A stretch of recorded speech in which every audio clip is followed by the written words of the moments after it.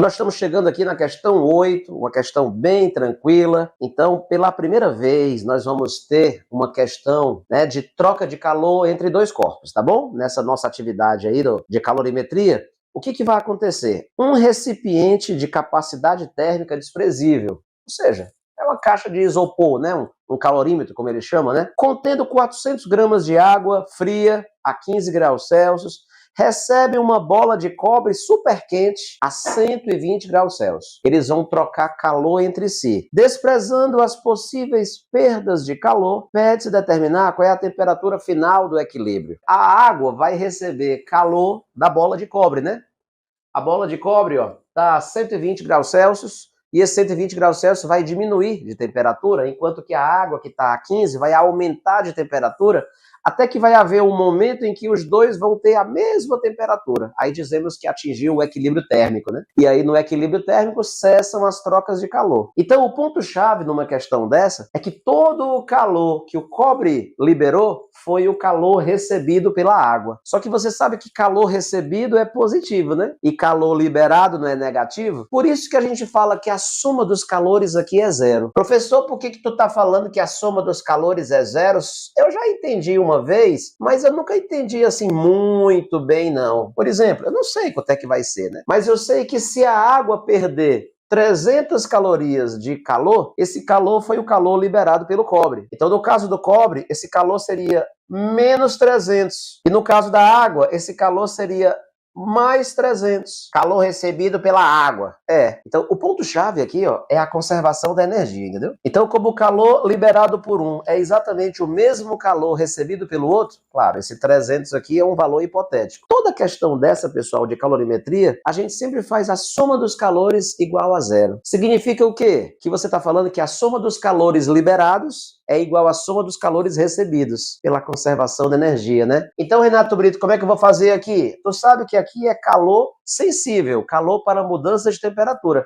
MC delta T, não é verdade? E o ponto-chave, ó, é que a temperatura da água vai aumentar de 15 graus até um certo X, enquanto que a temperatura do cobre vai diminuir de 120 graus até um certo X. Esse X é a temperatura do equilíbrio, né? Então se liga, a temperatura da água vai aumentar até esse valor. A temperatura do cobre vai diminuir até esse valor. Então vamos escrever a equação do calor sensível para cada um. Veja, MC delta T da água mais MC delta T do cobre é igual a zero. Na hora de você fazer a variação de temperatura, você sempre vai ter que fazer a temperatura final menos a inicial. Professor, mas se der negativo? Não interessa, porque já é esperado que uma delas vai dar negativa e a outra vai dar positiva, porque só assim a soma vai dar zero. Massa da água, 400 gramas. Czinho da água vale 1. No caso da água, qual é a temperatura final menos a inicial, professor? X menos 15. Massa do cobre, 200. Calor específico do cobre, 0,1. Temperatura final menos a inicial do cobre, ó,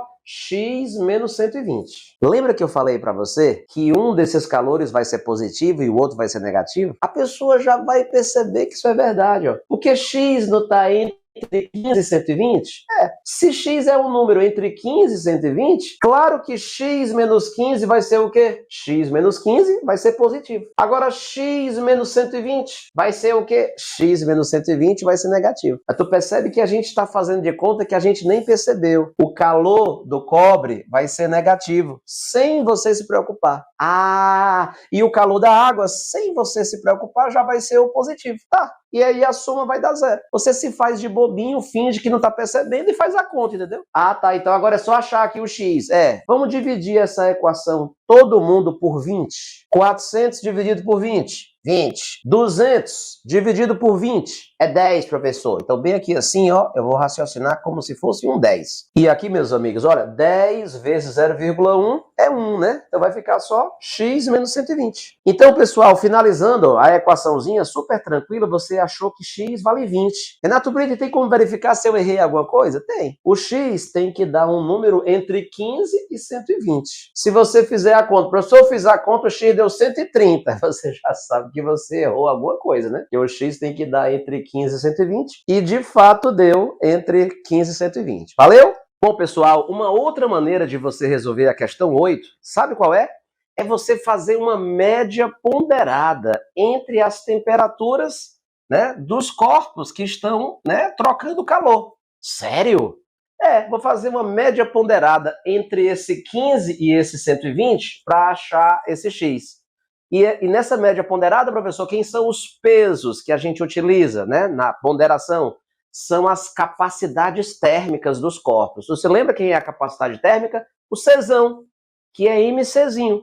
Então aqui, ó, a capacidade térmica da A, temperatura inicial da A. Capacidade térmica do cobre, temperatura inicial do cobre, dividido pela soma das capacidades térmicas. Quando eu fizer essa conta, vai dar aquele mesmo X? Bora fazer? Bora! Vamos lá! Temperatura inicial da água, professor, 15, ó. Capacidade térmica do cobre, isso, do cobre, né? Massa do cobre, calor específico do cobre, vezes quem, Renato Brito? Vezes a temperatura inicial do cobre, dividido pela soma das capacidades térmicas, ó. 400 vezes 1, que eu já vou botar 400, mais 200 vezes 0,1. Vou logo botar 20. Vou cortar um zero em cima e embaixo, ó. 40 vezes 15, 600. 20 vezes 12, 240. Dividido por quanto, São Brito? Por 42. 20 graus Celsius, que foi o mesmo resultado que a gente obteve, né, naquela outra maneira de resolver. Então, professor, se forem vários corpos, A, B, C, D, é só você acrescentar todo mundo na média ponderada. Média ponderada vai dar certo sempre? Vai. Sempre que só tiver calor sensível. Mas se tiver calor latente, aí não, aí tem que fazer a maneira tradicional. Valeu? Então vamos então passar para a próxima questão.